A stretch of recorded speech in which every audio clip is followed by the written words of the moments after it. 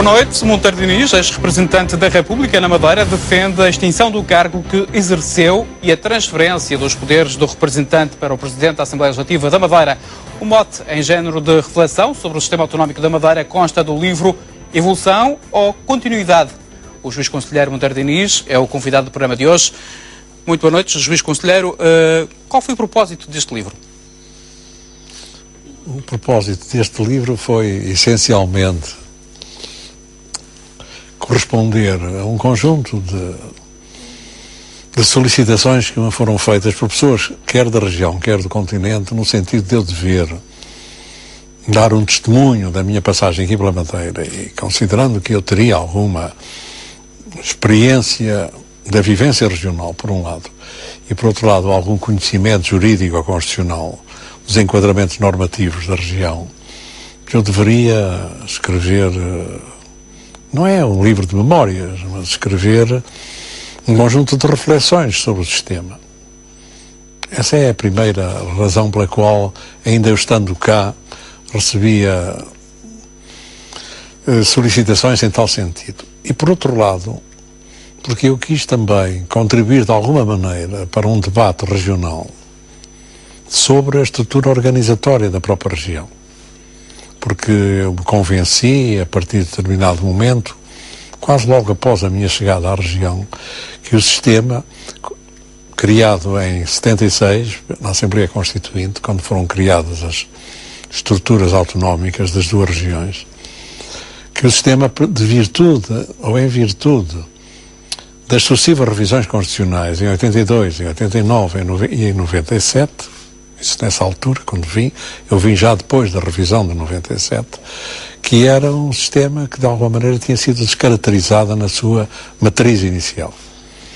Essa descaracterização foi acrescida com a revisão de 2004, em termos de, no meu entender, ter perdido a matriz que deveria comportar e que retirou um certo equilíbrio do exercício funcional. Na sua opinião, não fazia sentido acabar ou extinguir o cargo de representante da República, de Ministro da República, aliás?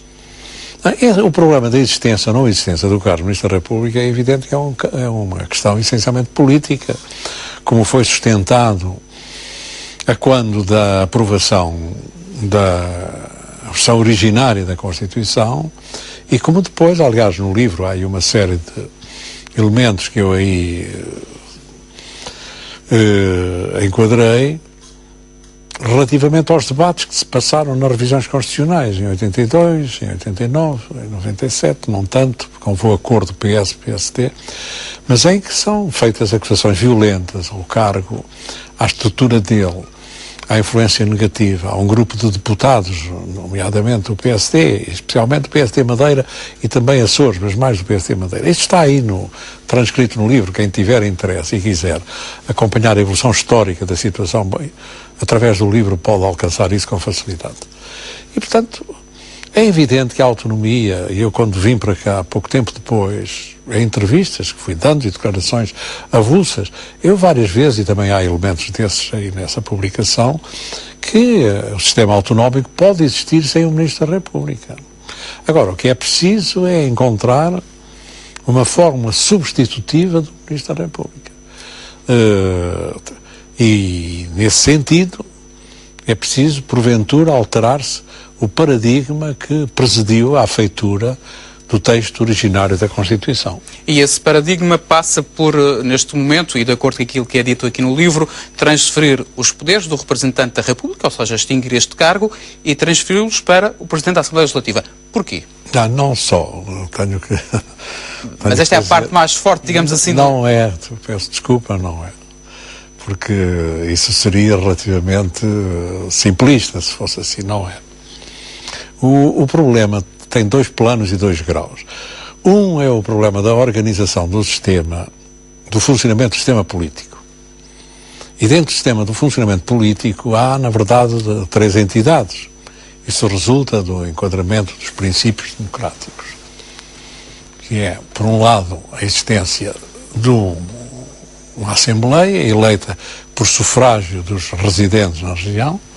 Depois há um governo resultante dessa Assembleia, em função dos resultados eleitorais, E, em terceiro lugar, havia o representante da República, é de alguma maneira uma sequela das funções que o Presidente da República exerce ao nível da própria República, em que lhe competiam determinadas tarefas, nomeadamente o controle do sistema legislativo. A Assembleia aprova, o Governo também aprova diplomas regulamentares, que eram enviados depois ao Ministro da República primeiro, representante depois, para os assinar, ou vetar, ou devolver, ou se submeter à fiscalização de constitucionalidade. Bem, este é o sistema. Mas, para além do funcionamento desta estrutura organizatória no plano legislativo, há uma outra, que por vezes é ignorada e que, no meu entendimento, é tão ou mais essencial do que esta. E que é? Que é a coordenação do sistema administrativo entre a República e a região, por um lado, e a coordenação dos serviços da República na região. É porque no modelo inicial criado em 76, essencialmente até 97, o Ministro da República, além de ter assento no Conselho de Ministros, e, portanto, tinha uma informação permanente e constante daquilo que o Governo de Lisboa aprovava e discutia e debatia, e ele próprio coordenava os serviços da República aqui sediados e era o elemento de intercomunicabilidade entre a região e o Governo da República.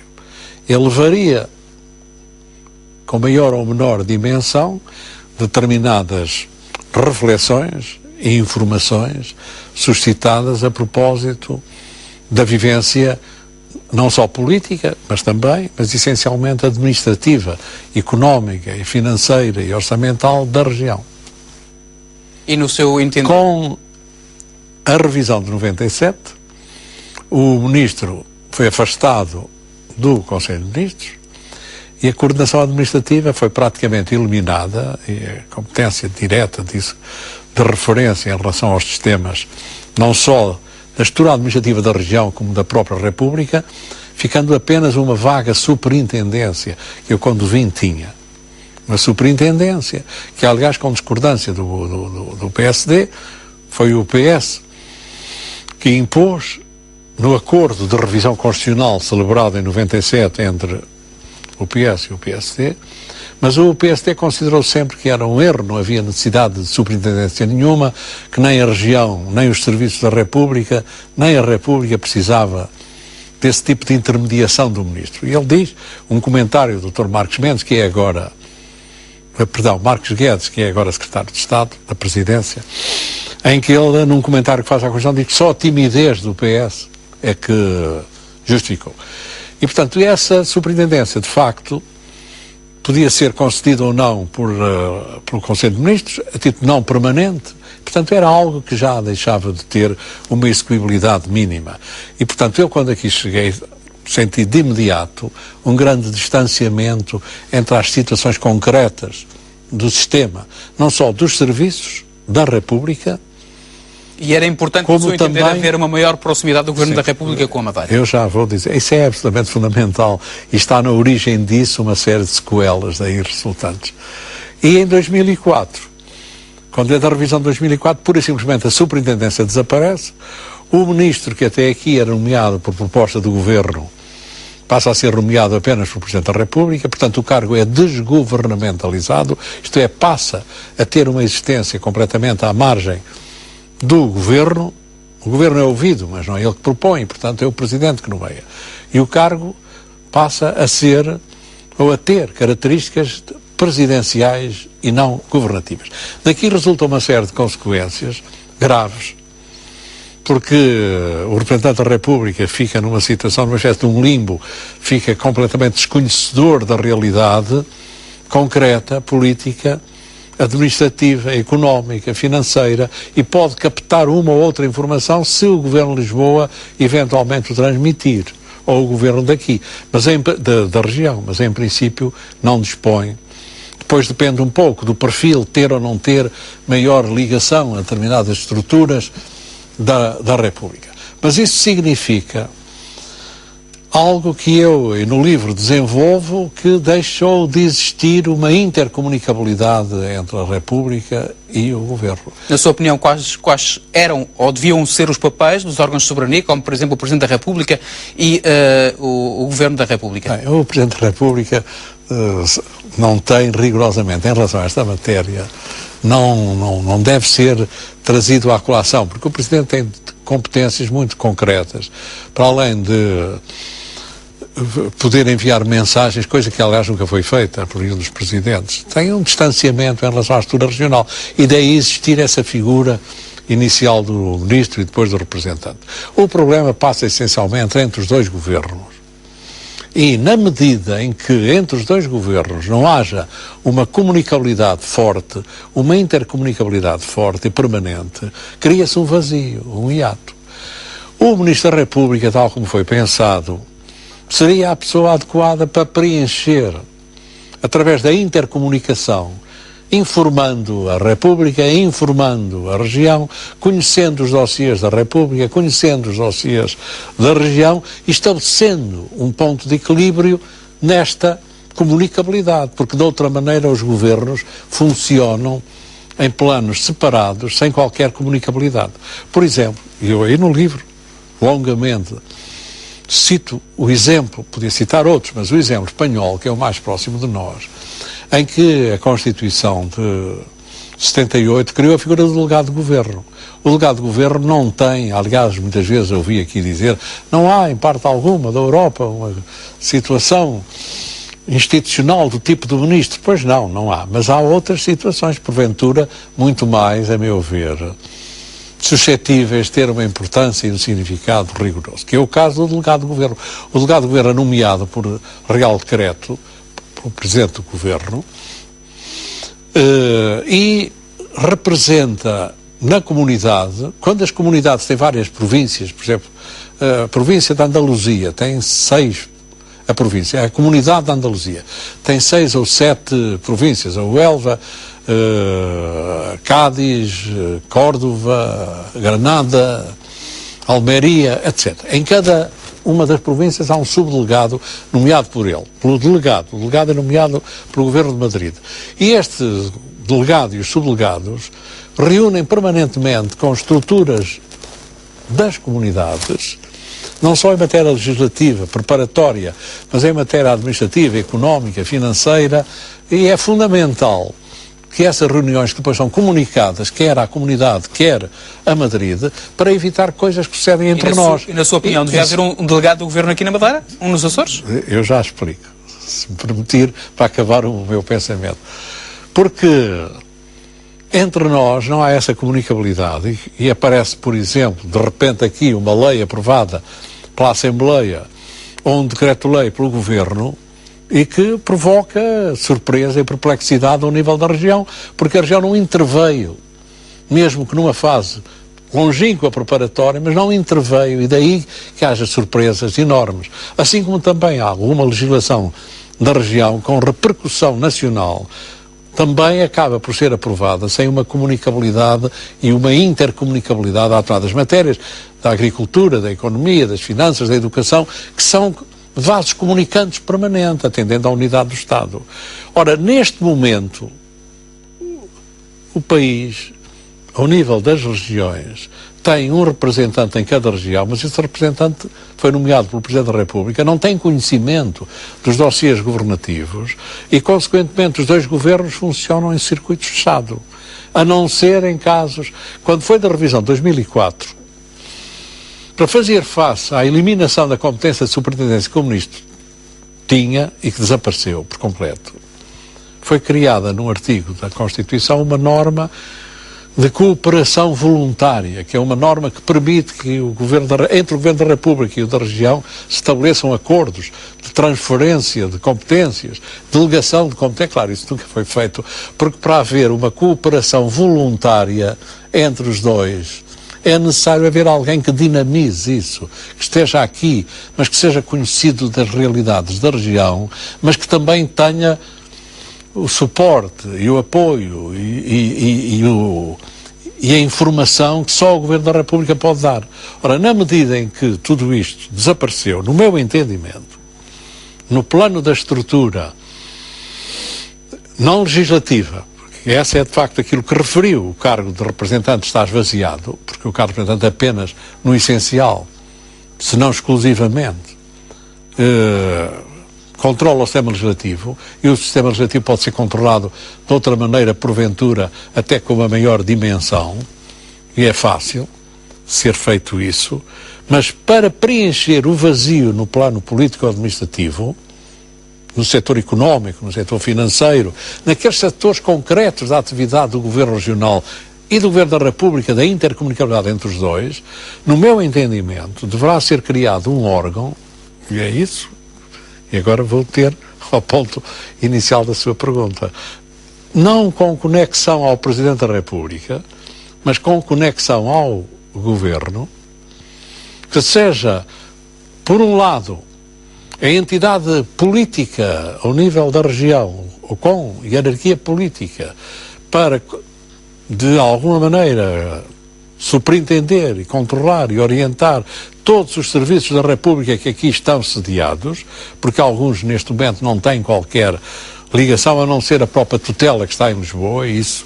E a célula de delegação seria um delegado do Governo, é isso? Da República? Bem, isso o delegado é o nome espanhol, o comissário, que era a denominação italiana, depois há denominações nórdicas. Isso seria alguém que tinha assento no Conselho de Ministros, ou como é que falaria com o Governo? É alguém que é nomeado pelo Governo, com responsabilidade exclusiva do Governo, que tem que ter a confiança política do Governo, e depois tem uma ligação fácil, presume-se, com todo o Governo, com todos os membros do Governo, com os quais dialoga facilmente, solicitando as informações, não só para a sua utilização pessoal, mas porventura para a utilização nos próprios mecanismos de intercomunicabilidade com a região, que é uma coisa que hoje não existe. Quer naqueles planos, que são os planos concretos, aqueles que dizem mais respeito às pessoas e à sociedade, que é a dimensão económica, a dimensão financeira, a agricultura, a educação, a ambiência, todas estas matérias, deve haver uma coordenação entre elas, sem pôr em causa minimamente a autonomia nem as competências do Governo Regional, mas ser um órgão de auxílio, de funcionamento, quer do Governo Regional, quer do Governo da República. E nesse sentido, os poderes do representante da República passariam para o Presidente da Assembleia Legislativa da Madeira? Isso no plano da chamada regulação do sistema legislativo. Quais eram as mais-valias, no seu entender? A mais-valia é, por um lado, desdramatiza-se, ou desdramatizar-se-ia, uma questão que no meu tempo era muito veemente.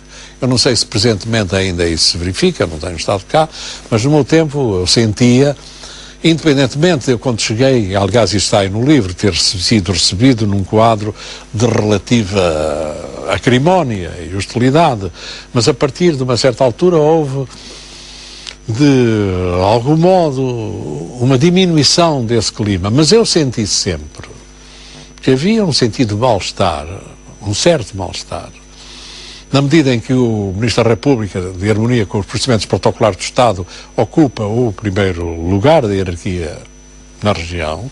Por outro lado, que o Ministro da República está sediado num edifício emblemático, como é o Palácio de São Lourenço, e por outro lado, que não sendo um órgão eletivo ao nível da região, sendo um órgão de nomeação da República, permite aquela crítica fácil de ser alguém que é enviado pelo continente, como no passado eram enviados os governadores, e portanto este cargo, que seria um cargo de dimensão hierárquica menor, isto é, seria um cargo sempre colocado num plano hierárquico a seguir aos órgãos de governo próprio.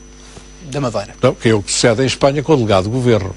Que em Espanha, quem preside é o Presidente da Região, que resulta da eleição do Parlamento Regional, e só depois é que aparece o delegado do Governo, mesmo depois do Presidente do próprio Parlamento Regional também. E faz sentido ser o Presidente da Assembleia Legislativa da Madeira a fiscalizar as próprias...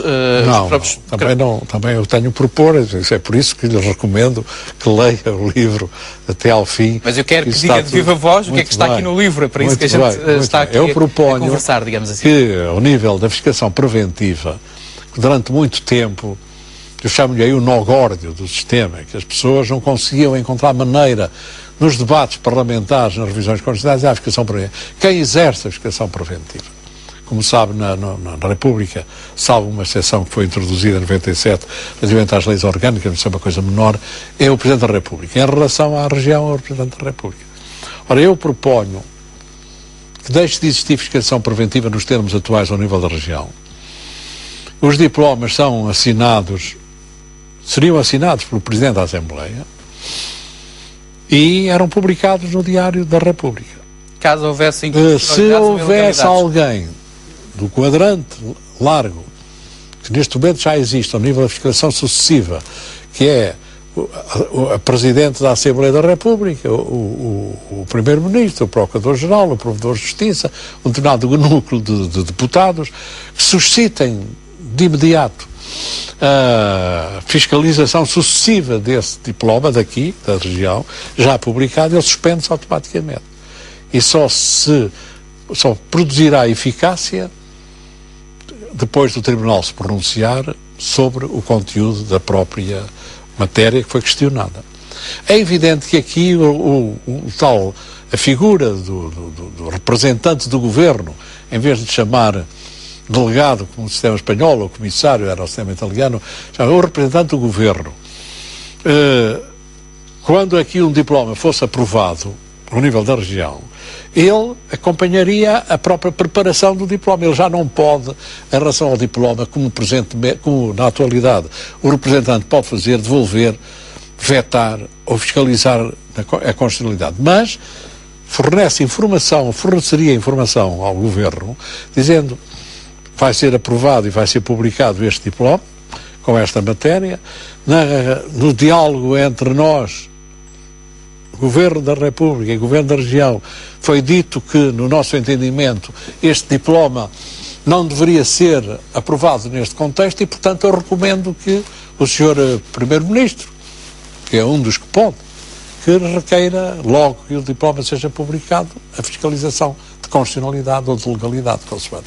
Conselheiro Monteiro Diniz, para que todas estas ideias fossem concretizadas, tinha de haver uma revisão constitucional. E nesta conjuntura atual de crise, de alguma crispação política, de alguma convulsão social, acha que é possível fazermos essa revisão constitucional? Eu penso que este momento não é adequado para isso.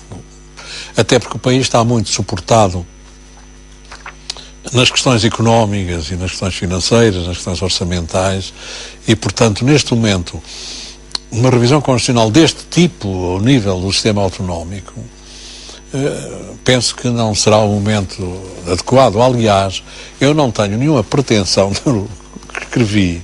É uma reflexão que eu faço, aliás, é de reflexões sobre o sistema autonómico. Tendo em atenção o conhecimento que eu tenho desta realidade e o conhecimento interno do funcionamento, quer do Tribunal Constitucional, onde estive 14 anos, quer da região, quer da própria estrutura governativa, que eu também pertenci no passado, e sei como funcionam os conselhos de ministros. E, portanto, isto é uma reflexão. Porque muita gente poderá dizer que esta reflexão não tem qualquer valor, nem qualquer conteúdo, nem qualquer sentido, e que deve ser pura e simplesmente eliminada, ignorada. Mas, por outro lado, poderá haver pessoas e entidades, instituições, eu não sei qual é aqui a posição da região, mas no sentido de merecer, no mínimo, uma leitura e um desenvolvimento do conteúdo das reflexões, porque não é só isto que eu agora aqui disse, assim, de uma maneira sintética e imediata, mas tem contornos de alguma complexidade em outros aspectos. Como é que o senhor olha para o estado do país? Para o estado do país, que há uma determinada crise daquilo que se chama democracia representativa. E acha que é possível resolver esta crise e tentar travar aquilo que alguns já dizem que é a implosão do sistema democrático tal qual nós o conhecemos? Não, isso eu quero crer que não. Desde logo porque nós vivemos num contexto internacional, nomeadamente. Por exemplo, quem conhece bem a história da Primeira República, eu conheço relativamente bem, é evidente que a Primeira República, durante 1910 e 26, houve uma série de, como sabe, de governos. Foi assassinado o Presidente da República, António Paes, foi assassinado o António Granjo, que era Primeiro-Ministro. Houve cenas absolutamente inconcebíveis.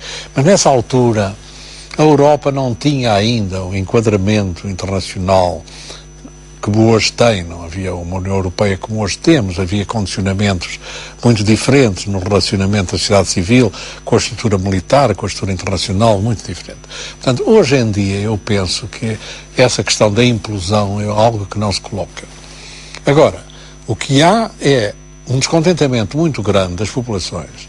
Estas manifestações que se têm verificado... E há o risco de convulsão social? São manifestações que põem em causa a democracia representativa, e não é só entre nós. Em Espanha também, por exemplo, o governo do Partido Popular foi eleito com maioria absoluta e pouco tempo depois, na decorrência da queda do governo do PSOE, do Rodrigo Zapatero, tempo depois já a população, ao nível das manifestações de rua, pediam o abandono e a saída e a demissão do governo.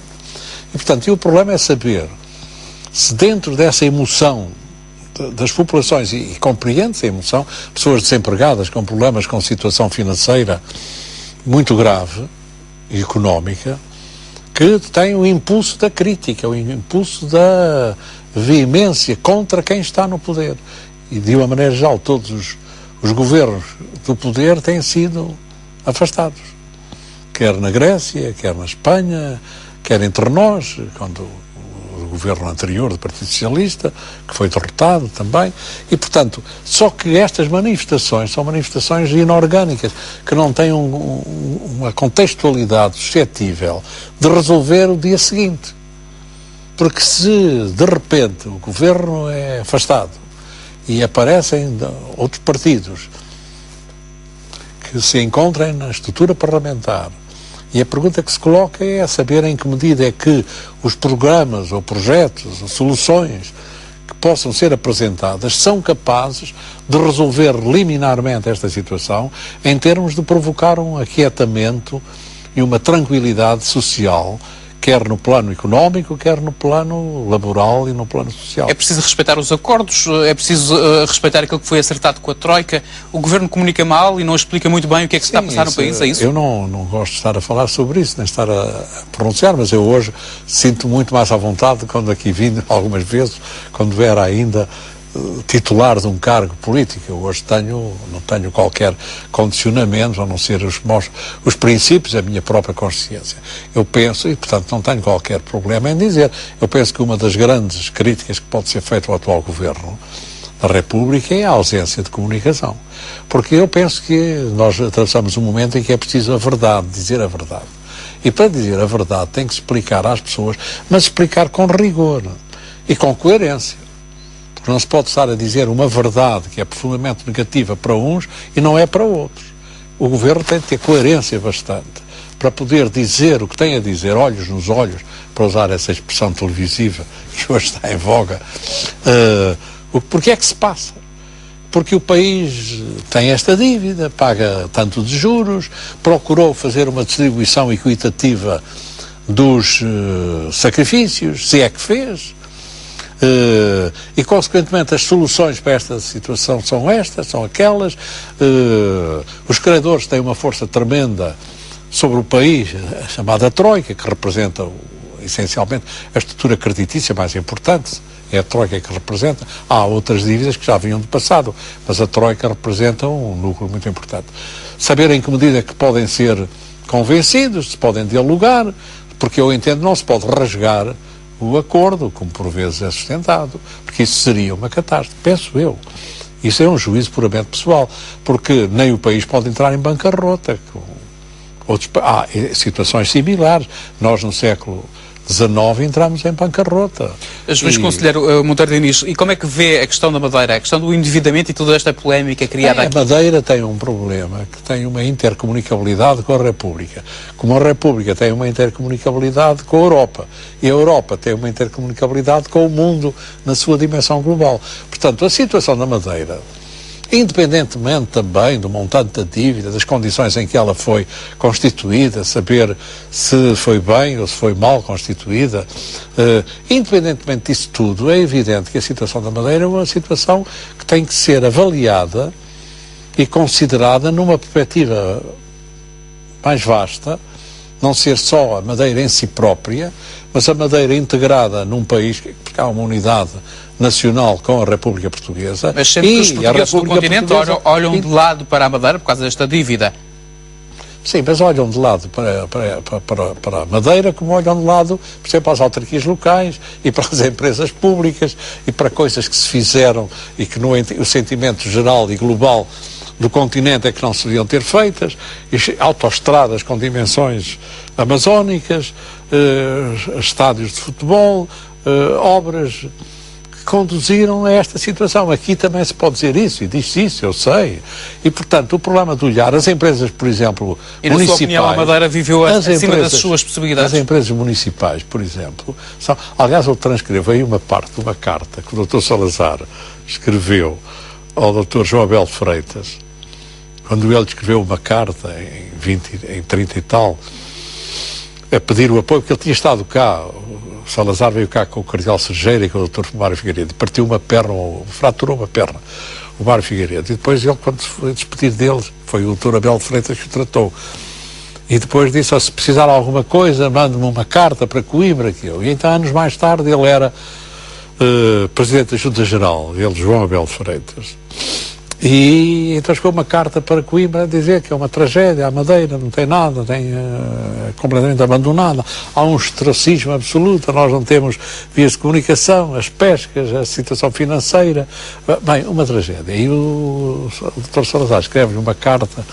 de resposta, essa carta considera uma carta importante. É evidente que na altura o governo era um governo democrático, autoritário, e por outro lado o primeiro-ministro na altura, o presidente do Conselho, como se dizia, é muito diferente de ser hoje primeiro-ministro, não tinha nem um décimo da complexidade atual. Mas ele deu-se ao trabalho de escrever uma carta de 5 ou 6 páginas, em que focava tudo, os bordados, as bananas, a agricultura, o turismo, as pescas, e diz a certa altura, se a autonomia não é só gastar, a autonomia tem de ter um suporte financeiro para realizar a obra. E o que se passa aí, os senhores vêm aqui, os Açores, também falava nos Açores, veem o Cascais e os Estoriz e pensam que o país é isto, mas o país tem as aldeias de Trás-os-Montes e das Beiras e eu tenho que tratar de todos por igual. Ora, ele depois diz, aliás, o que se passa aí passa-se cá também, com as câmaras municipais. Se as câmaras pudessem fazer tudo o que elas querem, e o povo português tem sempre a mania das grandezas, da realização de obras, sem ter suporte. Isto era o caos, a bancarrota total, diz ele na carta que eu transcrevo aí parcialmente. Portanto, isto para significar que também as empresas municipais, as empresas públicas, têm endividamentos enormíssimos. Há poucas câmaras no país municipais que não têm endividamentos de milhões e milhões. E, portanto, tudo isto foi sendo acumulado ao longo de anos e anos e anos. E agora chegou o momento de ter sido apresentada a fatura na decorrência do cataclismo financeiro e bancário de 2000. Não sei se já ouviu falar, mas o governo madeirense prepara-se para apresentar uma moção de confiança no Parlamento madeirense. Faz sentido esta moção de confiança na sua ótica? Isso, eu não posso pronunciar se isso é uma medida essencialmente política. É evidente que se for apresentada uma moção de confiança, o Estatuto Autonómico não concede à moção de confiança uma dimensão idêntica ao que se passa na República. A moção de censura aqui determina a admissão do governo. A moção de confiança apenas lhe dá um capital de força política. Uma recusa da confiança não envolveria a admissão do governo. Agora, isso é uma intervenção e é um ato puramente político que eu não posso estar agora a comentar nem... Agora, de uma moção de confiança concedida ou aprovada, é evidente que para o governo, que só depende do Parlamento, porque ao contrário do que muitas pessoas pensam, o governo regional não depende do Presidente da República, depende apenas do Parlamento, que é o tal sistema, o sistema parlamentar do governo. É importante que esta confiança e o sistema parlamentar do governo é um sistema em que o governo regional só depende do Parlamento, não depende do Presidente da República e muito menos do representante da República. Conselheiro, aqui neste livro diz que entrou na Madeira como maldito e saiu respeitado ou bem quisto. Não, eu não digo isso. O que é que mudou? Diz aqui pelo menos também o Dr. Almeida Santos no prefácio do livro. O que é que mudou para que a sua imagem tivesse mudado ao longo destes anos, desde 1997? Sim, houve uma tentativa da minha parte. Eu, quando cheguei, eu fiz uma comunicação no aeroporto, que aliás está aí transcrita, em que termino com uma frase que às vezes era recuperada: oxalá, quando eu partir, os madeirenses guardem de mim uma recordação, uma grata recordação. Eu tentei, quando aqui cheguei, aliás eu disse, eu não tenho qualquer estrutura de compromisso, nem partidária, nem de natureza similar. E, portanto, eu vinha com o propósito de desempenhar o cargo com uma independência, com o rigor com que desempenhei, ou procurei desempenhar os diversos cargos judiciais que ao longo da vida desempenhei. E, por outro lado, vinha com um sentimento profundo, independentemente de alguns aspectos negativos que existiam contra mim, que eu não era responsável por eles. Não fui eu que criei o cargo do Ministro da República, aceitei-o, porventura mal. Eu chegou a falar com o Dr. Alberto Jardim sobre isso, o facto de ele não ter ido ao aeroporto, recebê-lo na altura em que veio como Ministro? Nunca disse nada disso, nunca falei. Eu vivia no Palácio São Lourenço porque me disseram em Lisboa que era a residência. Eu fui para ali. Se me tivessem dito, não, a sua residência é o hotel lá, B, eu ia para o hotel. Agora é amigo do Dr. Alberto Jardim? Tenho com ele uma relação cordial, como tenho com muitas pessoas aqui na região, quer do PSD, quer de partidos da oposição. Em termos de balanço, se tivesse que fazer um balanço ao seu trabalho aqui, muito sinteticamente, porque estamos mesmo em cima do tempo, que balanço é que faria? O balanço não sou eu que devo fazer, os senhores é que devem fazer, quer a comunicação social, Partido quer a satisfeito em geral. Não, parti convencido que tinha procurado cumprir o melhor que sabia e podia as tarefas que me foram atribuídas.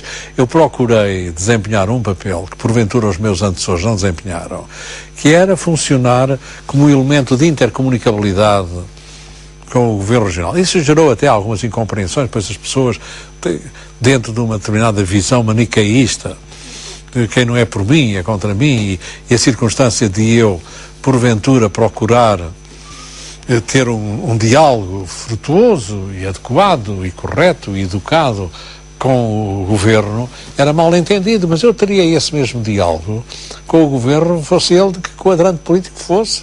Se fosse do PS, ou fosse do CDS, ou do Partido Comunista, eu teria o mesmo diálogo.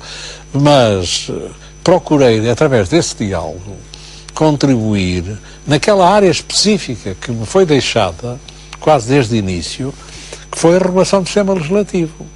E apesar de estar aí uma relação, eu vetei muitos diplomas, 40, 50, porque às vezes, apesar de eu comunicar que tinha muitas dúvidas, o Governo e o Parlamento insistiam, e depois eu devolvia. E está aí... E partiu de consciência tranquila, digamos assim? O número de diplomas em que isso passou. E, portanto, eu procurei funcionar como um fator de apoio à região na sua dimensão global, não em relação ao Governo só, a todos os partidos e a toda a sociedade em geral. E, por outro lado, procurei sempre ser um fator de harmonia e nunca um fator de conflitualidade, nem de antagonismo, nem com os órgãos de governo próprio, nem com a sociedade, nem com a estrutura político-partidária da oposição. Juiz Conselheiro Monteiro Diniz, muito obrigado por ter vindo à RTP Madeira. Nós colocamos o ponto final neste programa em entrevista. Assim especial, desejo uma boa noite.